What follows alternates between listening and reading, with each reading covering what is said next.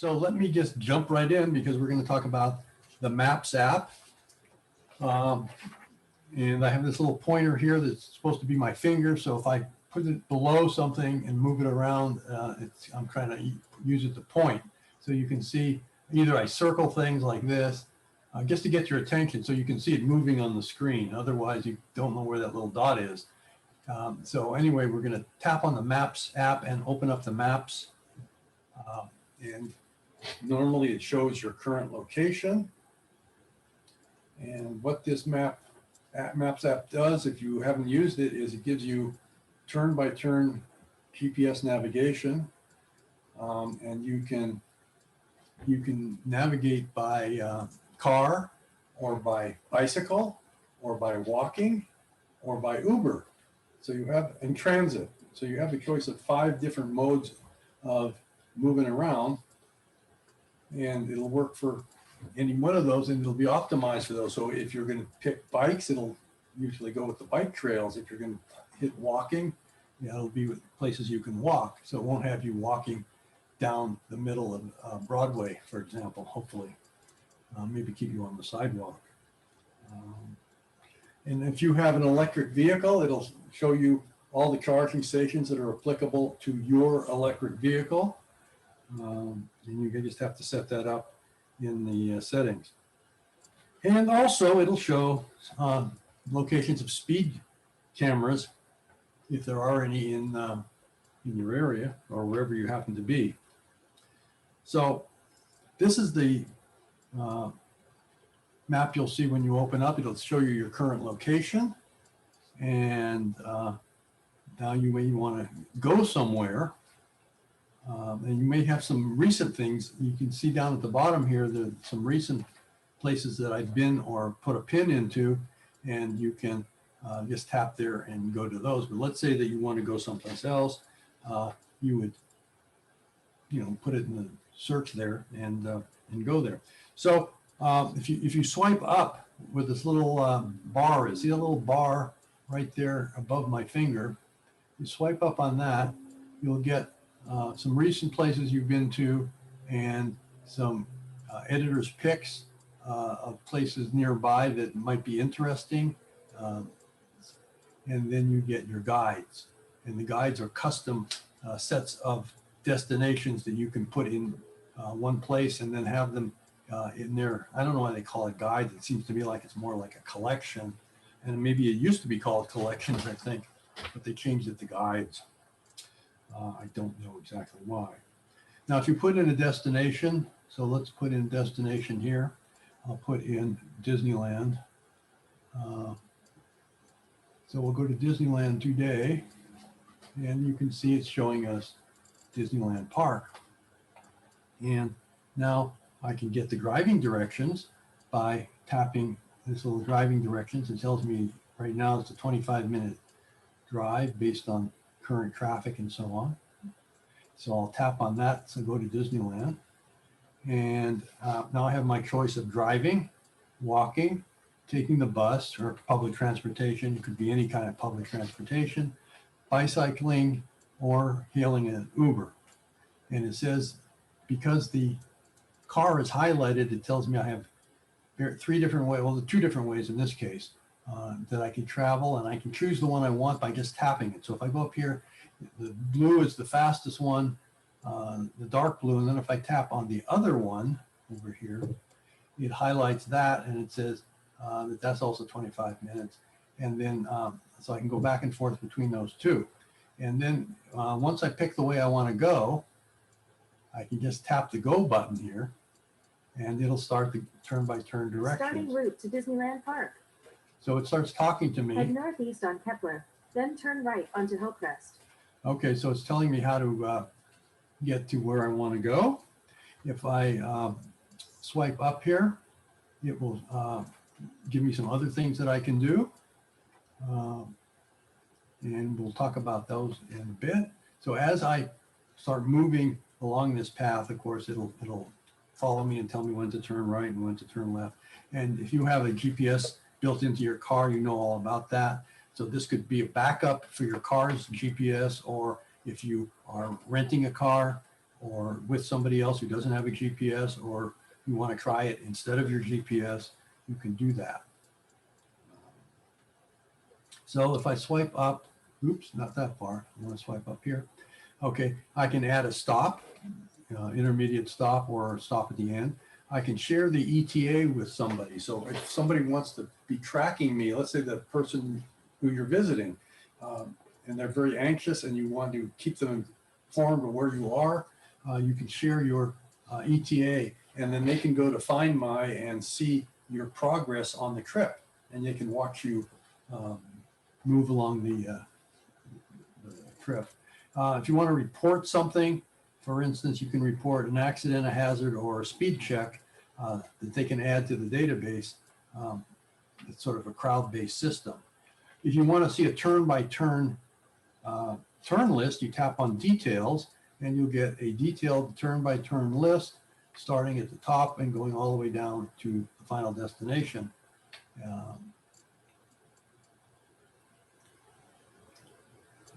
And you can select the audio volume here by turning it off or selecting low, normal, or loud, and so on.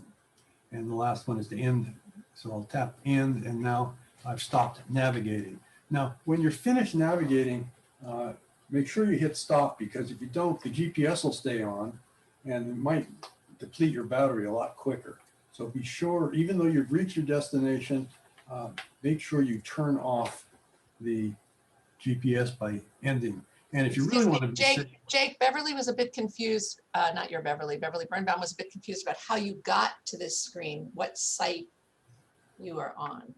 Oh, how I got to the maps? I believe so. That was okay, so the maps is this map app right here. Okay, so make sure you tap on the Maps app, not Google Maps. If you have Google Maps on there, this is the other maps. There are a number of others, but this is, we're only talking about the built-in Maps app for the iPhone, not Google Maps. So just so that's clear. Okay, and then how did I get to this particular location? Well, I typed in Disneyland.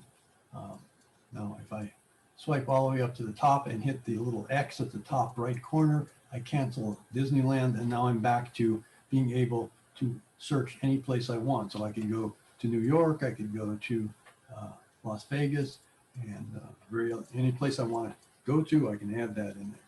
Now let's talk about these guides. So I have two guides in here, and I just happen to have two places. This happens to have Urban Spectrum University Center, but you could put in your favorite restaurants or whatever you want. So you could have, and you can add more things to the guide. Oops, sorry about that. Let's go up. Turn Disneyland back off. So, and here's another guide I have. I have Wholesome Choice and OCCA. Okay. So you can create up to 3 custom guides with your own places of interest to go to, and then you can quickly go to those instead of having to type it in or search again. The editor's picks up here are various places in the area that you are. So like if you want to know the best donuts in LA, you can tap on this and it'll take you and show you all the places where the best donuts in LA are. And you can search through here and find the various places. Something I don't think we all want to look at right now, unless you're really, really hungry, which is not a good idea to use donuts as a way to quench your hunger. Okay, and if you're on the way to some place, you say you're going to Disneyland and you're going by car, you should be able to, let's go. Starting route to Disneyland Park. Head northeast on Kepler, then turn right onto Hillcrest. So, oh, let's see there. Well, let me stop this and we'll go back to end. Okay, so if I swipe up and I'm not navigating, I should be able to find places around me that, let me turn off Disneyland. Okay, so if I swipe up, Well, they took it away. See all, see all. Those are all my history. They had a place where you could add and see places around you. Oh, I know, you have to put your finger in the search. Once you put your finger in the search, now you can, so, okay, that's the hint. So I forgot that. Put your finger in the search, and now you have these options right here of finding places that are of interest. So maybe you want a restaurant nearby, or a gas station, or COVID vaccine locations, coffee shops, breakfast, so on. So let's say I want to have breakfast now. I'll tap on here, and it'll show me all the areas around me that serve breakfast, and I can go through here and find them and open up the information about them by scrolling up and down. And on the map, you see it's showing me all the points of interest. So the trick there is to put your finger in and put the cursor in the search field. And then once your finger's in the search field, you can go here and swipe it. So let's see all the places we can get COVID shots. There they are, various, mostly CVS pharmacies and Rite Aid, and there's the Save On. So there are places where you can get COVID shots, and then you can just find out that right away. Okay. Now, one of the things that maps can do is if you have a Bluetooth system in your car and your phone is connected to it, either for the phone itself or for music or CarPlay, and you park your car somewhere, and then you are out and about and you can't remember exactly where your car is. Now, I took a screenshot of when I was at a BJ's restaurant in Laguna Woods, and you can see here, here's where I am at the time I took the screenshot, and here is where I parked my car. So when you park your car and turn off the engine, the iPhone remembers where you were when the Bluetooth turned off, and it assumes that that's where you parked your car. So and it'll remember that and put it right there on the map for you. You don't have to really do anything. You do have to enable this, and on the handout it shows you, you go to settings, maps, and then show park location and turn it on. So look at the bottom of that first section of the handout, and you will see how to enable park car. So it's very handy if you get lost. And you can zoom in and see more details of where the car was parked and so on, see the curb lines and so on. So that's something you can do. Go back to the maps app. Okay.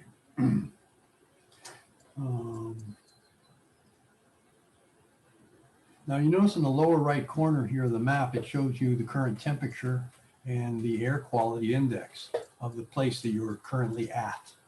So it should show you that anytime you're either navigating or even if you're not navigating. Now you can scroll around by just moving your finger. I'm just moving my finger around on the map, and that causes the map to move. If I take two fingers and move them, slide them up, it tilts the map, so you get sort of like a 3D view. So when you zoom in, instead of looking like you're coming straight down from a helicopter or a drone, you're actually coming in like an airplane.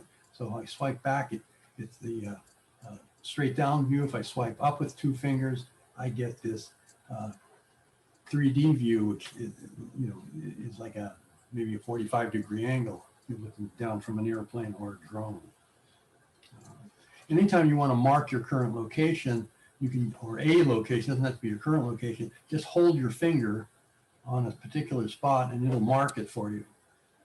And then there it is. And so it stays marked until you tap on it and remove the marker. Here it says remove marker. So you can mark a place and then have it there for later reference. Now, one of the things you can do is if you're in a particular location, you can look around. So let's go to Las Vegas. Okay, so now we're in Las Vegas. I'm going to zoom in by just unpinching my fingers. I put two fingers down and then I just go out like this. So I can get closer and closer. And when I start getting close enough, I should see up here in the upper right corner some binoculars. Here they are. They popped into view. Okay, so here I am on the main strip. This is the main strip in Las Vegas. And if I go over here and want to see what it looks like from Bellagio, I tap on the little binoculars, and the binoculars show up on the map down below, and it shows me which way I'm looking. So I can move the map back and forth. The binoculars stay in the middle of the screen, and then I move the map underneath. So if I aim the binoculars at the Bellagio, you can see up above, it's showing me what the Bellagio looks like. And if I swipe my finger back and forth on the picture on the top, I can actually look all around 360 degrees and see what's around the Bellagio. Well, there's the Paris, Las Vegas, the Eiffel Tower, and there's a balloon there. And I can look up and I can look down at the street, look down at my feet. Well, not my feet. This is, of course, a static snapshot taken sometime in the past. It's not a real-time image, but that's okay. And you can see the Bellagio. If I want to go down and see some other things here, maybe I want to see, what am I looking at? The Luxor. Okay, so let's go down to the Luxor. I'm standing outside the Luxor. So let's turn, and you notice as I'm moving around on the top of the screen, left and right, that the little binoculars on the bottom are moving too, showing me which direction I'm looking at. So as I move the left and right, my finger's just moving left and right on the screen like this. Okay, as I do that, the binoculars are moving and showing me which direction I'm looking at. So if I want to see what's across the street from the Luxor, I just move over here, and now the binoculars are looking at the other direction, and I can see what's across the street. Looks like an empty parking lot. Not too interesting. Okay, I can look up the street, and I can move to the next location here. Let's see what's here. New York, New York.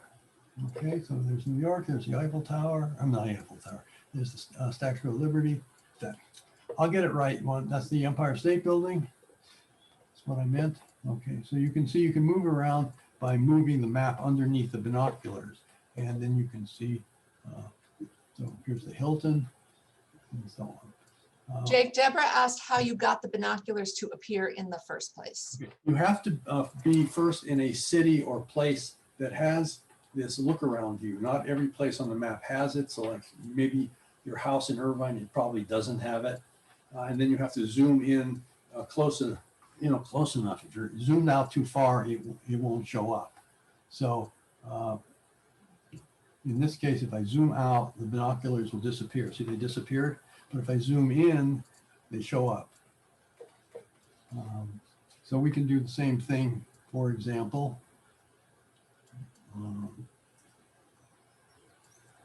Let's go to San Francisco. Okay, and again, I can't see anything until I zoom in. And then when I zoom in, I can start seeing the binoculars. If I wanted to take a trip down Lombard Street, here's Lombard Street. Let me open this up. So if I want to start at the top of Lombard Street here and look down Lombard Street, that's the crookedest street in the world. Okay, they're starting to walk or drive down Lombard Street. If I move the map a little bit, I can go further down the hill. Okay, a little bit further. There's a little offshoot here. You may not have noticed it, but oops, move the thing. Okay, so right here, there should be an offshoot off to my left. So this is continuing down Lombard Street, and then there's this little street over here on the left. That's a side street. Well, that's interesting. Let's explore that. So we'll go down that street.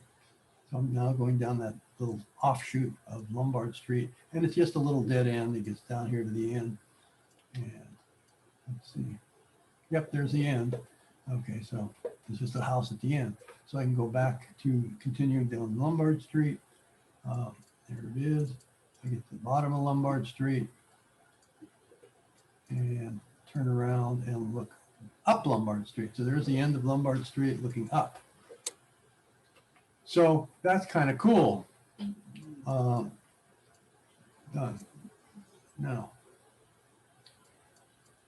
We're back in San Francisco. Now, on some cities, you notice there's something called a flyover here on the lower left. You won't see that on all cities, but Los Angeles, Paris, San Francisco, Las Vegas, they all have flyovers. So the major cities. So if I tap on a flyover, it gives me a flyover view as if you're a pilot, and then you can move around by just moving your finger on the screen, or you can tap at the bottom where it says Start City Tour. And I'm going to turn this sideways so it fills your screen. And now this is giving me a city tour. I'm not doing anything. It's doing it automatically. And it's just giving you a low-level flight over the area that you're interested in flying over. So you can stay on the tour, or now if I move my finger on the screen, it'll actually move the tour a little bit. It'll pop right back to the tour. But if I want to go anywhere on my own, then I turn off the tour, I pause it, and now I can move my finger around and take my own tour. So this is the built-in guided tour, and it takes you to the key spots in the city. I don't know how long it lasts. Each city is probably different, and it will show you. This flyover thing should disappear. Oh, it'll tell you maybe where you are, or it should have. I don't know why this is not disappearing. Normally that thing goes away. Oh, on the right, it's showing where you are. So here we're at ATT Park, which is where the Giants play. They no longer play in Candlestick. You can see downtown, there's the Transamerica building in the back there. And it'll show you what city you're in and what part of the city you're in. Okay, Transamerica building. Zoomed in on that. And you kind of get the idea. So if you're sitting at home and you want to go to Paris or London or some big famous city and you don't want to get in an airplane, you can take the tour on your iPhone for free. There's the ferry building. Zooming in on the ferry building. Used to have the world's largest map of San Francisco or California in there. It was the biggest relief map. It was the entire length of the building. I don't know if it's there anymore, but I remember as a grade school student, they used to take us there on tours, on an outing. So you get the idea of the tour. I'm going to pause the tour, and now I can move my fingers myself and go anywhere I want. I'm doing this now. So I'm moving the map. I can rotate with 2 fingers. I can move up and down, zoom in, zoom out, get everybody seasick, and I can hit the little X button down here at the bottom and turn the whole thing off. And now I'm back to normal. Susan, Jake, before you go on, Susan said that she could not find the car park feature that you mentioned earlier. She went into settings and she could not find that car park feature. So when you have a chance, could you show her how to find that? Settings, go down and find maps. Okay, and then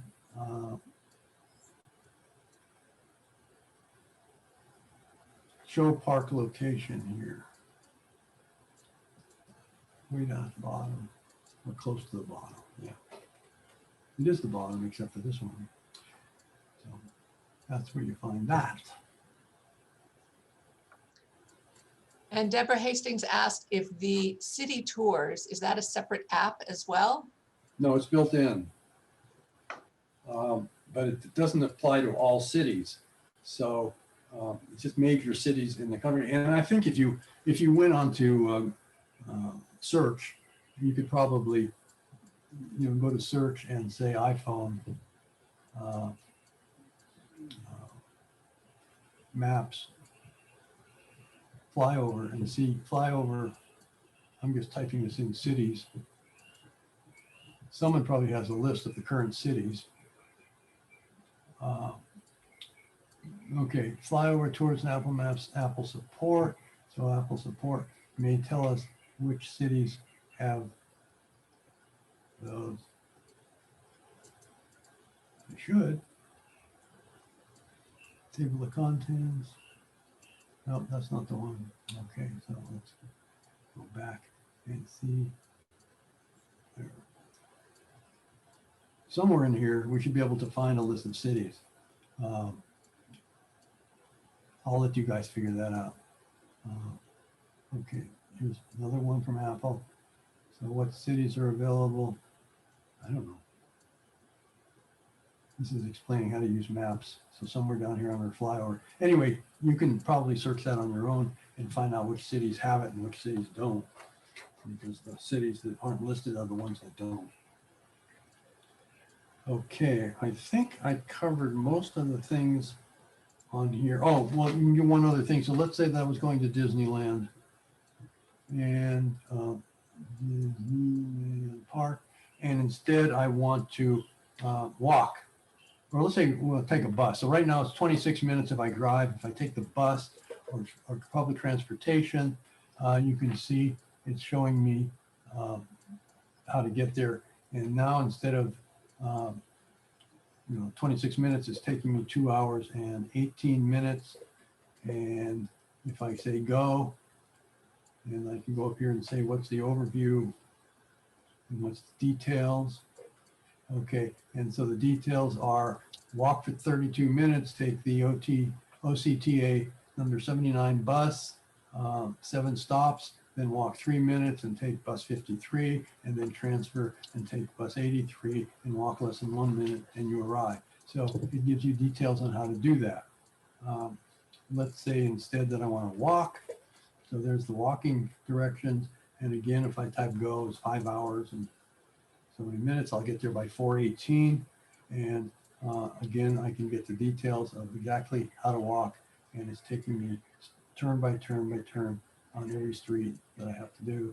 And you can go nuts, but you can do it. And it'll talk to you on the way as so it'll tell you as you're walking. And if you have an Apple Watch, it'll actually tap your wrist, the number of taps to tell you to turn right or a different tap rhythm to turn left. And you can do that. So that's another option. And you can also Disneyland directions, bike. So let's take a bike ride. Now it's 1 hour and 42 minutes. And again, it tells you if you go. And also, I don't know if you noticed it, it showed you the hills. Details. And there it tells you bike lanes, bike path, side road, and so on. So, and here on the top, it's showing you the elevation. So I live up on a hill. So first I have to go down the hill. And then for a while, we're going to go level. And then I have to go up some hills to get to my final destination. So you can see up here, it's telling me the altitude, uphill, downhill. Because on a bike, that's important. On a car, not so much. Okay.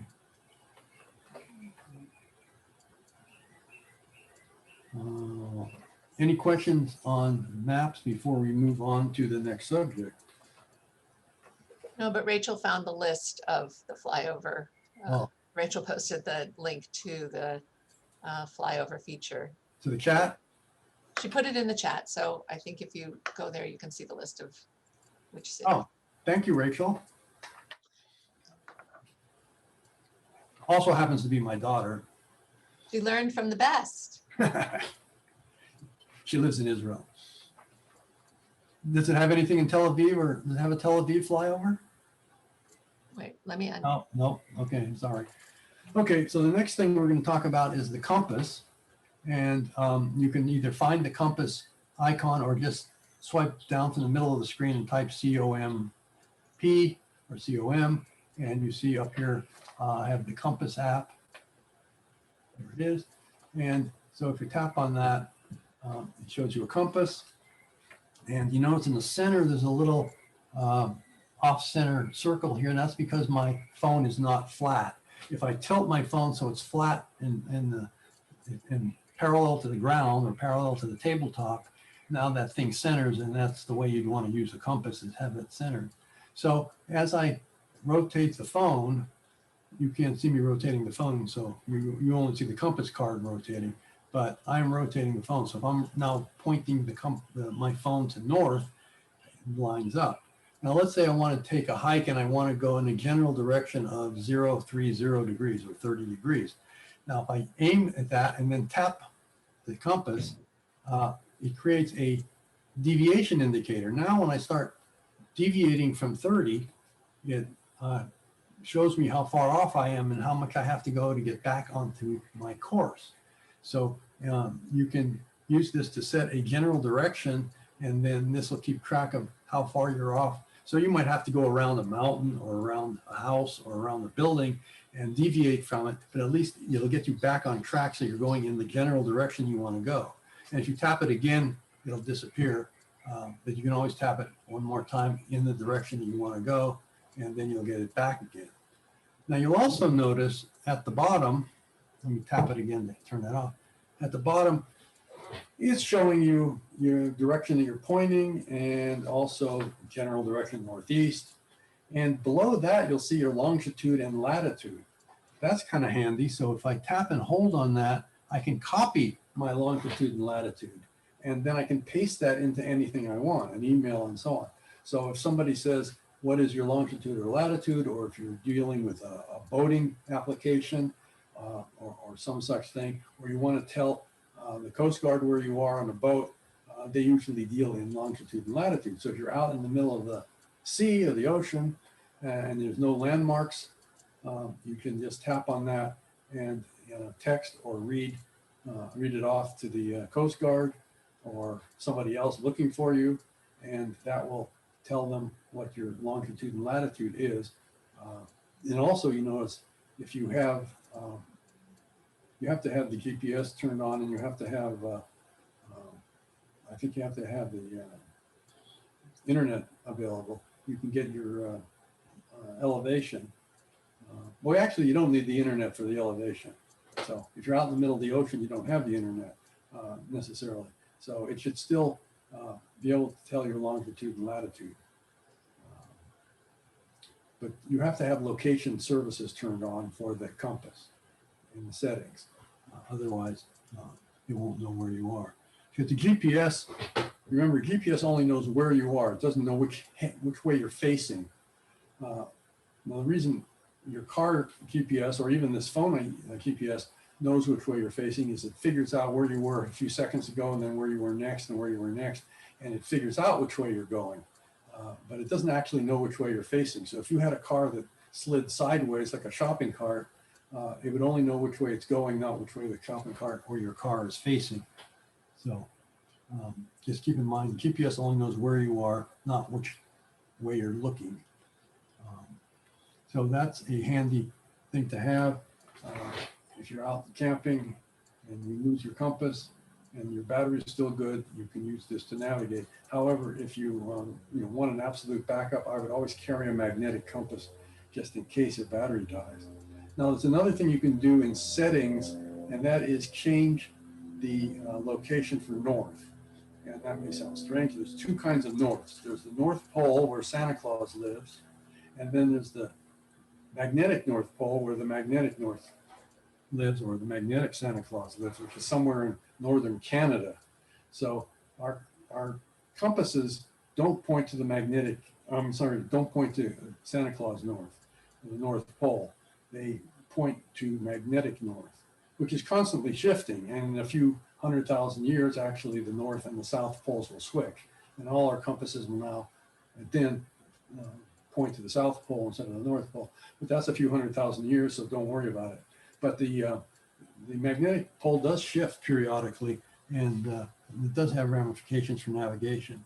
So you can go to settings and choose whether you want magnetic north, which will then agree with your magnetic compass.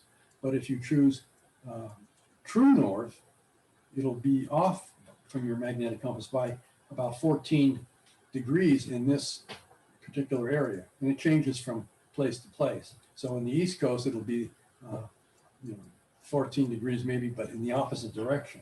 So our deviation is easterly, and the deviation in the East Coast is westerly. Just thought you want to know that.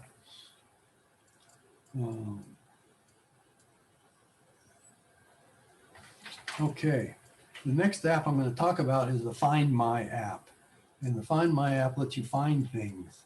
And at the top of this handout, I said you can find, it's really two apps in one. It's actually kind of 3 apps or 2.5 apps if you think about it. Okay, it looks like this. Oops, Find My is here. It looks kind of like a green radar screen or something. And if you tap on that, it'll show you where you are, and then it'll show you where people are. So you can track a particular person who has agreed to let you track them, or you can find devices. So I can find all my devices here.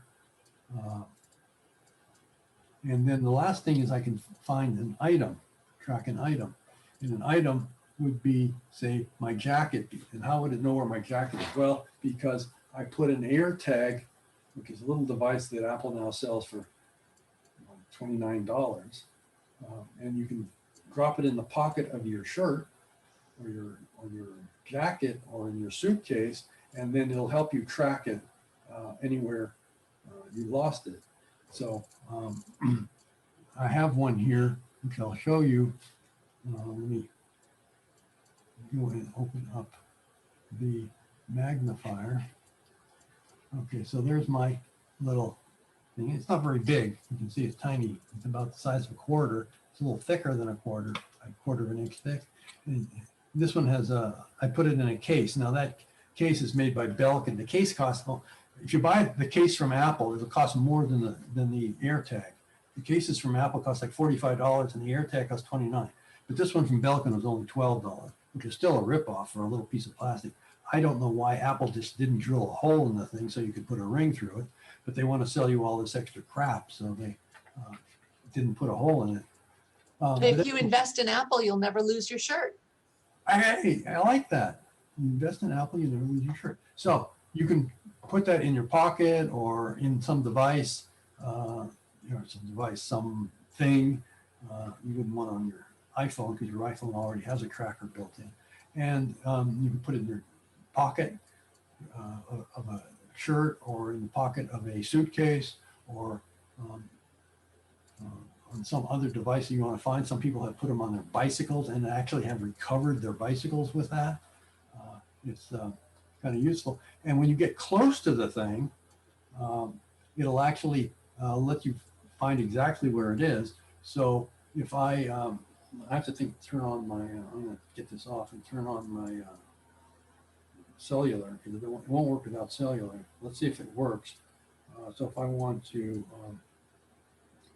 tap on that and then find it nearby, okay, it's trying to look for it. So if I get far away from it, I'm backing up. Okay, I get lousy cellular here, so that's why it's not doing it for a while. Maybe also because it's sitting on, I'll put it on wood. So as I get closer to it, if I get far away from it, it'll actually give me an arrow and tell me which direction it is. It's not doing that. It's not cooperating. But as I get closer to it, it makes a ring that gets smaller and smaller and smaller, so I can tell whether I'm getting close or not. And when I get real close to it, it says, "Here you are." And now I'm a foot away from it, and I should be able to find it right away. Oh, yeah, I found it. Okay. So, and if it's and let's say that you lose it and it's in Disneyland Park somewhere. Well, clearly your phone's not going to be able to reach the Disneyland to find it. But what the system works like this: any iPhone that's nearby this or walks nearby this will sense where it is and send the information encoded to Apple. So it won't identify you. It won't identify the person who found it.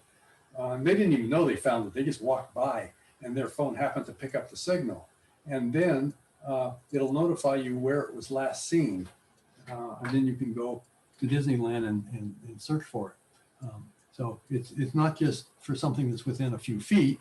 It's actually useful for things that are far away. So Deborah's asking if the AirTags are worthwhile. I guess that's very subjective, but Exactly. I stuck it in my suitcase once when I went up to Seattle about a month ago or so, and I didn't lose my suitcase, so I didn't try it out. And the suitcase is pretty big, but like I stick it in my, if I have a good jacket, and sometimes I'm leaving jackets in places, so this would help me find it or remember where I put it. Whether it's useful, I don't know. Do you lose things? Do you lose your keys a lot? That would be an obvious one. Put it on your keychain. And if you're one of these people that spend 10 minutes, 20 minutes, an hour a day looking for your keys, then that might be very helpful. If you don't, then maybe not. So far, I haven't found a great utility for it yet. I haven't found something that I'm going to tie it to that I want to crack that well. But if I do come up with something, I'll have it ready to go. It has a built-in battery that lasts about a year. Of course, I haven't tested that yet, so I don't know. Now also, you can find your devices and you can ping them. You can also ping this thing, by the way. You can ping the little sensor. So if I tap on play sound, I don't know if you can hear that. Can you hear that? Okay, so I can get it to play. So if you get close, but maybe it's hidden in the cushions in your sofa, and it fell down and you can't see it, then you have it beep at you, and then you can find it.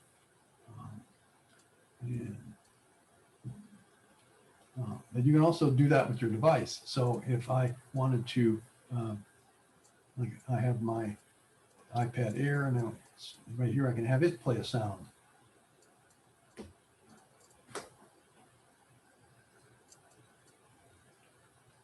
Well, it didn't play a sound because I'm using Zoom on it, so it took over the sound.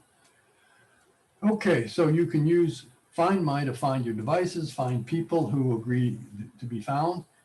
So if you have an elderly parent you want to keep track of, or a child, or elderly child, whatever you want, you can use it to keep track of people, devices, and items. And that is Find My. So the next thing is I want to talk about is the magnifier. The magnifier has its own icon. If you don't know where it is, you can just swipe down to the control center. And if you have the magnifier in the control center, it looks like this, then you can tap it and get the magnifier. If you don't have it in the control center and you want it in the control center, then you go to settings and find control center. There it is. And then go down here where it says magnifier. Of course, I already have it in, so I have it up here in the top. But if it isn't up here, it'll be down here. So you just tap the little plus button. That'll move it from this list down here to this list up here and put it in your control center.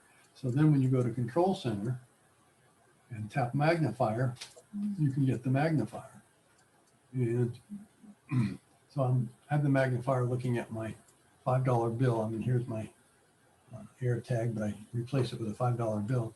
And let me just show you, I don't know if you know this, but all the states are on the top of the Lincoln Memorial here. And if you zoom in, I'm going to zoom in with the magnifier and move up here. You can see at the top area up here, these two, where's my little cursor? Up here, you can see, and down here, you can see all the states are listed. Well, not all the states, because some of them are, I guess, on the other side or on the side of the building. I think there was like 30 or some states listed on these two rows. So the magnifier is pretty good, and they can zoom way in and read the very fine print. Now this engraving on the $5 bill is so fine that a counterfeiter wouldn't be able to do that with ordinary techniques, and that's why it's there. So if you wanted to know whether your $5 bill was counterfeit or not, you can zoom in on that, and if it's just a blur, then it's probably counterfeit, because it's really, really tiny print, as you can probably imagine looking at the dollar bill here, $5 bill. But you can use this to not just look at dollar bills, of course, but you can look at anything, and you can adjust the magnification from quite a lot down to just a normal view, and anything in between by sliding the zoom button slider on here. So that is very handy. And also there is another option, and that's this option here, and it tells you how far you are from people. So if I had a person standing here in this room and I tapped on that, it would look for people. It says no people detected, but if it found a person, it would tell me how far they are. And you could also have this, do this visually or audibly. And the purpose of that is that if you're visually impaired, blind, and so on, you can use this to locate people in your vicinity. So it's nice to know that it's there. And if you have LiDAR on your phone, and even if it's in total darkness, you might be able to locate people. So if you're in a dark room and someone's coming and intruding in your room, and you want to figure out where they are, you can use this to find them, perhaps. Okay, and the last things I want to talk about here are the Measure app. The Measure app lets you measure things. So I can measure the size of a piece of paper or the size of a desk or so on. So I'm going to pick up my phone and I'm going to go to the Measure app, and I just, oops, that's not it. Go down here and type Measure, M-E-A. And there's what the Measure app looks like. There it is. Okay, so there's the Measure app. It looks like a ruler with some yellow lines on it. And if I tap on that, it opens up the camera. Now, if I measure this piece of paper, which happens to be the handout, and tap the plus button, it'll measure the dimensions of it. So the dimensions of it are 11 by 8.5. Well, it should be. It's an 8.5, 11 sheet of paper.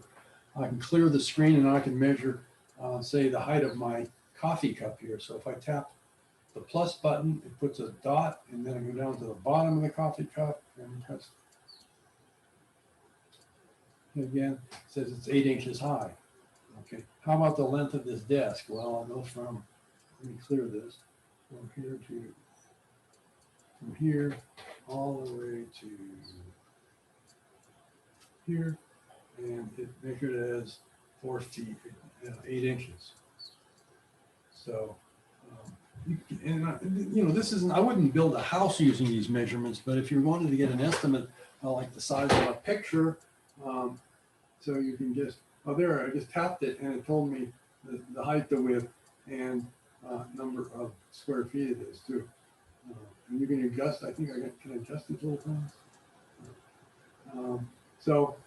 It's good for quickly measuring things in the room. For rough estimates, I wouldn't use it for actual cutting or sawing a piece of wood to make it fit the window. I don't think it's that accurate, but if you have a phone that has a LiDAR, any of the iPhone 12s have LiDAR. Well, actually the iPhone 12 Pro and Max only, not the Mini or just the 12. But if you have the 12 Pro or 12 Pro Max, it has LiDAR, and it makes this even more accurate. And the last thing here is the level. And you notice at the bottom of the screen here, there's an option for measure, and here's an option for level. This used to be in the Compass app, the level, but they moved it to the Measure app because it makes more sense on the Measure app. So if you wanted to level a picture on the wall or a table, you tap on that, and then you see is I'm holding this horizontally now, it's level. If I tilt it, it tells me how many degrees I'm tilting it. So if I put my phone up against the picture frame, either at the top or the bottom or the side, it'll work sideways too. And if I lay it on a table, it'll tell me if the table's flat. And if it's flat, it turns green. When I take it away, it goes back. So this is a handy way to level something if you out and about and somebody's picture on the wall is crooked and annoys you. You can quietly go up there and level the picture when they're not looking.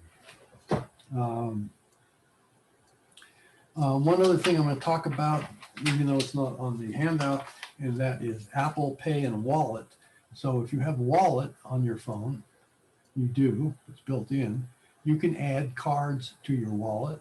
You can add credit cards. So here are some credit cards and my debit card. And then you can add things like boarding passes. So here's the last boarding pass I used. Now, the code is grayed out because it's already expired. But if it wasn't, that would be dark and it would read in the scanner. And you don't have to have a printed boarding pass if you use this. So anytime you get a boarding pass, you sign in for a flight, you can request that you get a pass to put in your wallet. It'll put it in the wallet and then you can use it. And you can put other cards in here as well. So I can put my AAA card, my vax status card, vaccination, my Kaiser card, various cards from various stores, you know, Regal Cinema card. And so instead of having to carry all these cards with you in your wallet, you just put them in here. And then when you want to go to the stand, you can just tap that, or you want to go to Regal Cinema, they just scan that code and you're done. You don't have to reach in your physical wallet because it's all in the wallet app. And so the other thing you can do then is if you go into a store, and I do this all the time, you go into Trader Joe's and you just hold your phone near the point of sale terminal, you know, the little terminal where you usually stick your credit card. And when you hold it near, you get something that looks like this, and you have to do your Face ID, and then you hold this near the card reader and it'll transfer that card to the store, but it doesn't actually transfer the card number. The store never gets your credit card number. They get a token that is a once used token, and then it's no longer good. So this keeps your cards actually more secure than you would if you put your credit card in the machine. Because if you put your credit card in the machine, then say Trader Joe's, they have your credit card number. If you use this, they don't have your credit card number. The store never gets your credit card number. So it is actually much more reliable and secure. So I strongly encourage you to use Apple Pay if you have a phone, and it's so much easier. You just go up to and you hold you don't even have to press any buttons. You just hold your phone there. You don't even have to turn your phone on. I mean, or waking it up. Just hold your phone there and it senses that it's near this terminal, and immediately, I mean, within like a second, it gives you a little vibration in the phone in your hand, and you know that the transaction went through. So it can't be easier than that. So I have about 7 minutes left on the time, but I'm open to any questions. And now if you guys want, now if you can unmute everybody, and anybody has any questions, I'll be happy to address them. And let me see. Let me go to. So Deborah had a question about moving something from red to green list, but I'm not sure what she was referring to. Yes. In this control center, which I have never looked at before, I have a red list and I have a green list. And I was afraid, I didn't want to wipe something off my list, but I couldn't figure out how to get something from the red to the green or the green to the red.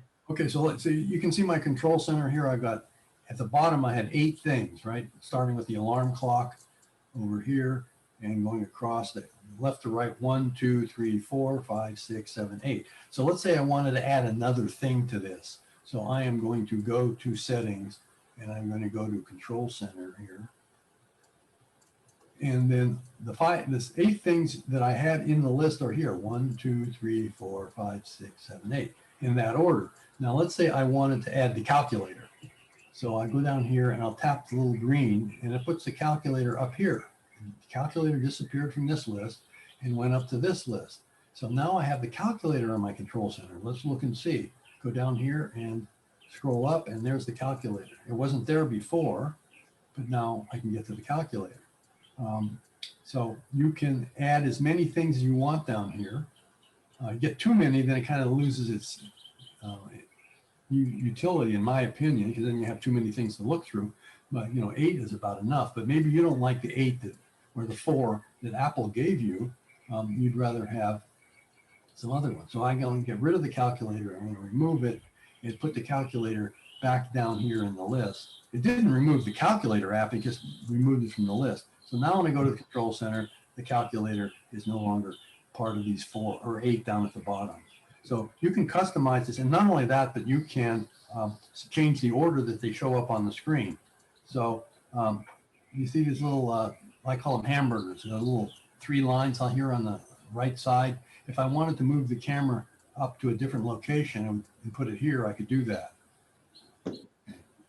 So you can change the order. Remember, they start in the upper left corner at the top, going left to right, 1, 2, 3, 4 in the first row, 1, 2, 3, 4 in the second row, and then so on, 1, 2, 3, 4. So each item is in there, and you can change the order and put them any way you want. So what I've done is put the ones that I use the most, like my hearing aids and the camera.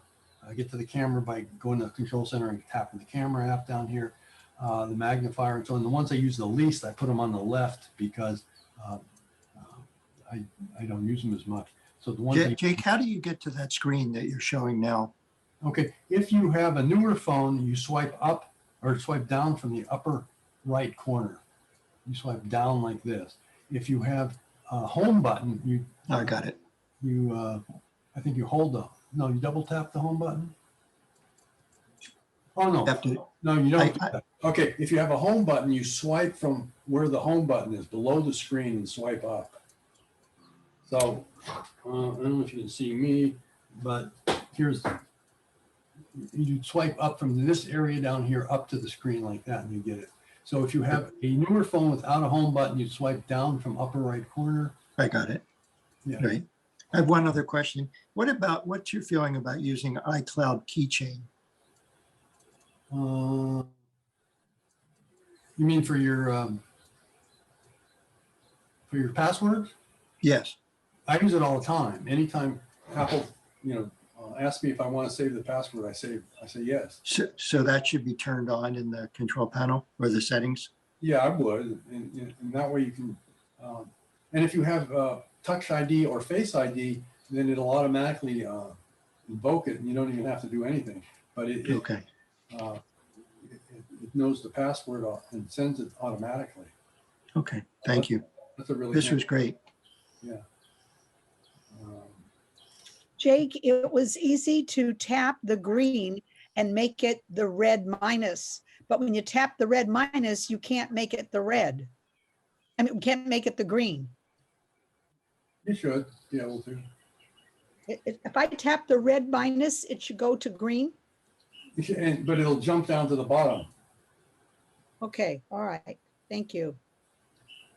Only the top area is red and the bottom area is green. So if you remove something from the red area, it becomes green down at the bottom.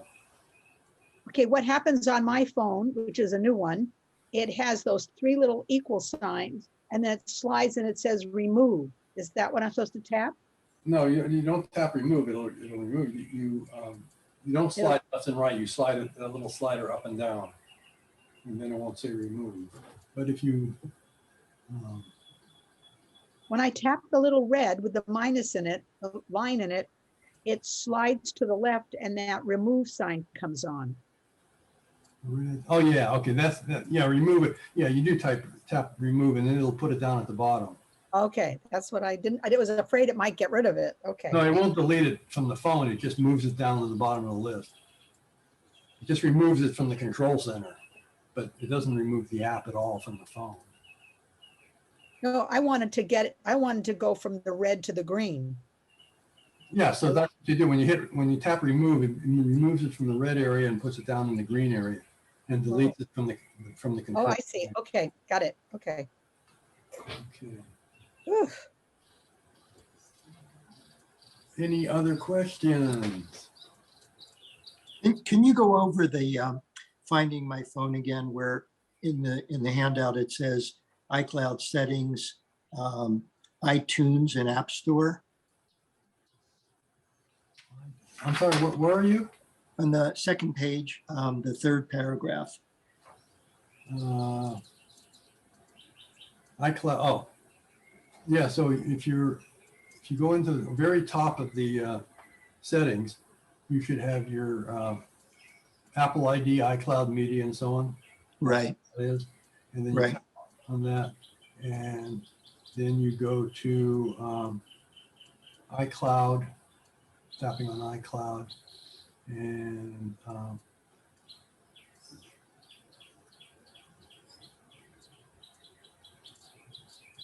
yeah, maybe it's not there anymore. Let's see. Find my maybe by itself now.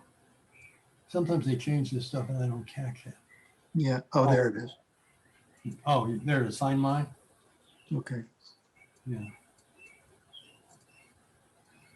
So you can turn it on and off right here. So they changed a little bit about how it works.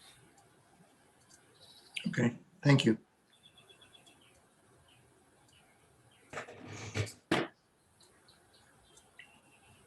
Okay. Other questions? Okay, well, we went over by 1 minute, but that should do. So this is the last of this series.